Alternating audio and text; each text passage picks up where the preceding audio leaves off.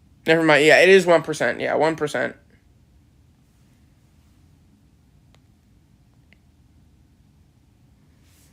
At 1% risk, it's accurate. So we may see at least 1 to 2 tornadoes. Very brief. We are going to be talking about what do you call it? Tennessee, Kentucky. That looks big. But yeah. Okay, guys, I have to go.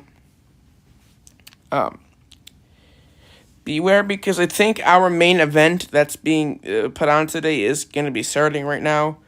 We have supercells developing. All right. Goodbye.